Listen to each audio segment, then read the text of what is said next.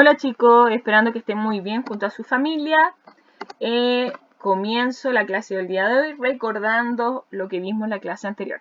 En la clase anterior vimos la crisis de la Iglesia Católica y asimismo supimos que van a surgir tres nuevas religiones, que es el luterano, los calvinistas y los anglicanos, ¿ya?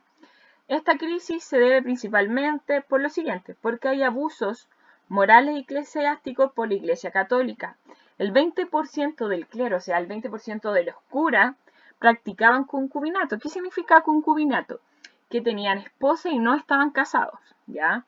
La iglesia se preocupa solo de administrar los ritos y los bienes de las eclesiales, pero no de la moral de las personas. Hay una ausencia de los obispos en las diócesis y las preocupaciones del Papa tienen que ver más que nada por construir una basílica que por el actuar de sus feligreses, ¿ya? Y eso va a marcar una crisis profunda en la iglesia en donde van a haber conflictos bélicos entre protestantes y católicos, ¿ya?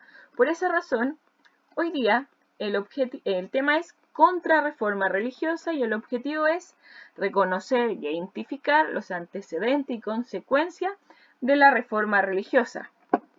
Primero, sabemos que está pasando esto, pero ¿cómo va a actuar la Iglesia Católica? La Iglesia Católica va a actuar de dos maneras. En primera instancia, va a comenzar a reprimir a todos aquellos que dicen ser protestantes o que promuevan el protestantismo en todas sus facetas, ¿ya? Por otro lado, en aquellos países donde sí tenían como oficial la religión protestante, va a hacer que sus fieles defiendan el catolicismo a través de la violencia.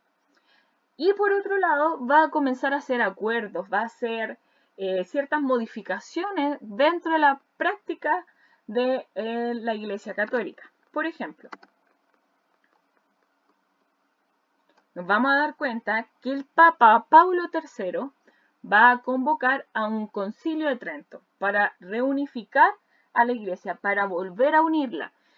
Este concilio reúne a todas las grandes autoridades de la Iglesia Católica y se determina un nuevo actuar. ¿En qué consiste este nuevo actuar? ¿Ya? Este nuevo actuar consiste y tiene como propósito volver a acercar a los fieles, ¿ya? Y para volver a acercar a los fieles toman las siguientes medidas. Primero, se mantiene el celibato y los 7 sacramentos, que es el bautismo, la confirmación, reconciliación, eucaristía, matrimonio, orden sagrada y unción de los enfermos. Asimismo, la fe y las buenas obras son necesarias para la salvación. Solo la Iglesia Católica puede interpretar la Sagrada Escritura. No se venden más indulgencias. Los sacerdotes deben tener una formación estricta. Se comienza a prohibir el concubinato, que tengan otras familias. Se comienza a fiscalizar eso. Y se confirma la autoridad máxima del Papa, ¿ya? Y se confirma que hay que venerar a la Virgen, a los santos y las reliquias. Se crea un libro de catecismo para poder educar a los nuevos fieles dentro de esta doctrina y se utilizan los instrumentos de la Inquisición, la Congregación del Índice. ¿Qué es la Congregación del Índice, chicos? Es un cuerpo que va a censurar libros y opiniones que puedan ser herejes, o sea, que estén en contra de lo que va a plantear la Iglesia Católica. Es así, pese a esta nueva reforma o los nuevos planteamientos de la Iglesia Católica, a finales del siglo XVI, Europa, que antes era solamente católica, va a comenzar a surgir distintas religiones. Por ejemplo, si ustedes se pueden dar cuenta, lo que es España, Francia, Portugal, en su mayoría son católicos. Sin embargo, en el territorio francés comienza a surgir, como ustedes los ven acá, movimiento protestante calvinista que al pasar los años comienza a ampliarse. Asimismo, vamos a tener, por ejemplo, que en Inglaterra tenemos el anglicanismo, vamos a tener por Alemania las ideas de Lutero, y así comienzan a surgir y a validarse otras religiones.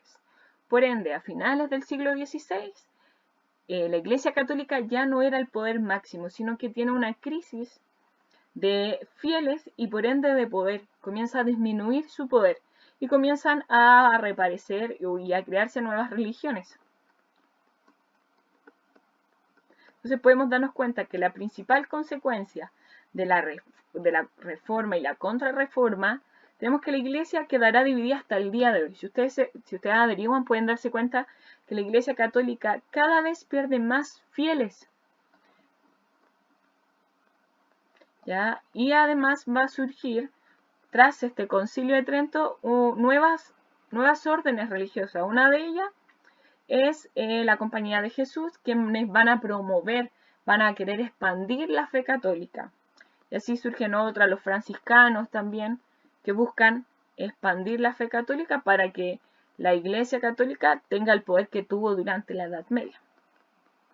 En conclusión, podemos darnos cuenta que hay muchas diferencias entre los católicos, los luteranos, calvinistas y anglicanos. Por ejemplo, desde la doctrina podemos darnos cuenta que los tres buscan la salvación. Sin embargo, por ejemplo, los luteranos y los católicos buscan la salvación a través de las buenas obras y los calvinistas solamente incorporan la predestinación. Yo me puedo salvar, pero hay una predestinación, o sea, Dios ya me hizo la ruta que yo debo guiarme o que yo debo seguir. Sí o sí la voy a seguir, porque Dios hizo mi destino. ¿Ya? Y por otro lado nos vamos a dar cuenta que los protestantes solamente tienen 2 sacramentos, que es el bautismo y la comunión. En cambio, el catolicismo tiene 7. Vamos a darnos cuenta que el catolicismo venera a la Virgen y a los santos, los protestantes no lo hacen. ¿Ya? El culto, por ejemplo, va a ser la misa su principal culto. En cambio, para los protestantes, ellos cambian la misa por la lectura de la Biblia, sermones o cantos. Las ceremonias religiosas van a ser siempre lujosas, ostentosas. En cambio, para los protestantes siempre va a ser más sencillo, con menos imágenes dentro de sus templos, etc. ¿Ya? Y asimismo podemos darnos cuenta que el culto está en manos de los sacerdotes, que deben ser célibes, y en cambio los protestantes, los fieles son guiados por un pastor que puede contraer matrimonio. La máxima autoridad para los católicos es el Papa, y para los protestantes, que es luterano y calvinista, no hay obediencia al Papa, y para los anglicanos la máxima autoridad es el rey.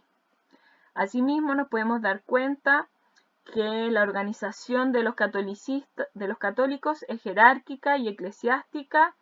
Los luteranos y calvinistas no existen ni obispos ni cardenales, y en lo anglicano hay un mantenimiento de los obispos. Entonces podemos darnos cuenta cómo surge el protestantismo, cuáles son las causas, las consecuencias, cómo se produce la crisis católica del siglo XV al siglo XVI, que perdura hasta el día de hoy. Entonces, chicos, si tienen alguna duda, si no les quedó algo claro, me escriben y yo se los voy comentando y guiando. Que estén muy bien, saludos.